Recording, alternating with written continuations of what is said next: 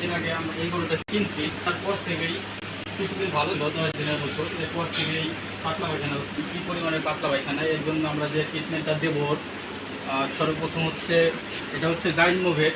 এই জাইমোভেট আর সাথে এই সালফাডিং। এই সালফাডিংয়ের নিয়ম হচ্ছে, এই সালফাডিংয়ের নিয়মটা প্রথমে দেখাই দিই। এই সালফাডিং এই কোম্পানি, এই প্রথম দুটা, এটার নিয়ম হচ্ছে যেহেতু গরু এটা ছোটো, 4টা দিলে ভালো হয়। প্রথম দিন 3টা দিবেন, পরের দিন দেবেন 2টা। মানে প্রথম দিন যা দিবেন পরের দিন হচ্ছে তার অর্ধেক। আর যদি 4টা দেন কালকে 2টা দিতে হবে। এভাবে প্রথম দিন আমরা দিচ্ছি, 3টা দিছি অলরেডি, 3টা দেওয়া হয়ে গেছে। পরের দিন দেবো 2টা দেবো। আর এর পাশাপাশি জাইমোভেট ব্যবহার করতে পারেন।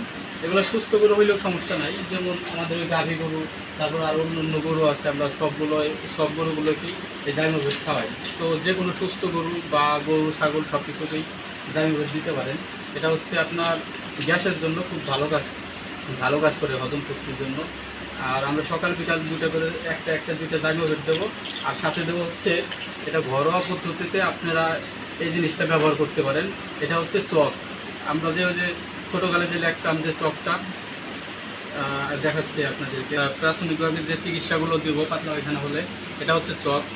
আর সাথে হচ্ছে ফিটকারি, 5 গ্রাম পরিমাণের ফিটকারি আর একটা চক। প্রতিদিন গুঁড়ো করে, মানে পাটায় বেটে একবারে মিহি করে তারপরে গরুকে খাইয়ে দিতে হবে পানির মাধ্যমে। যেভাবে পারেন খাইয়ে দেবেন, মানে ওর পেটে গেলে, ঠিক আছে। এ হচ্ছে ওর চিকিৎসা। আপনার লাগবে হচ্ছে ফিটকারি, একটা চক, একটা করে চক প্রতিদিন, আর জাইমোভেট, আর এটা হচ্ছে সালফাডিং। প্রতিদিন আমরা বলি প্রথম দিন দিবেন হচ্ছে 4টা। এই ধরনের গরু হয় 4টা, যদি বড় গরু হয় 6টা দিলে সমস্যা নাই। প্রথম দিন 4টা, পরের দিন যা দিবেন তার অর্ধেক। প্রথম দিন 4টা, আবারও বলতেছি, পরে যা দিবেন তার অর্ধেক। এইভাবে 3 দিন খাওয়াবেন এই এই সালফাডিংটা। আর জাইমোভেটটা রেগুলার খাওয়ানোর চেষ্টা করবেন। এটা সকাল বিকাল। আর দেখেন কী পরিমাণের পাতলা পায়খানা। আর এটা যদি সুস্থ হয়ে যায়, আমরা ইনশাল্লাহ আবার একটা নতুন করে একটা ভিডিও দেবো। আর এই দেখেন আরেকটা আমাদের গরু, আমরা পূর্বে অনেক ভিডিও দিছি, আরও ভিডিও দেবো ইনশাল্লাহ। এই দেখেন কী পরিমাণে পাতলা পায়খানা হয়েছে। সকালে দিচ্ছি, সকালে দেওয়াতে পায়খানাটা একটু টাইট হয়েছে। প্রথমত পাতলা পায়খানা, একবারে পাতলা পায়খানা ছিল, আগের সাথে একটু কমছে। আশা করি ইনশাল্লাহ সেরে যাবে খুব তাড়াতাড়ি।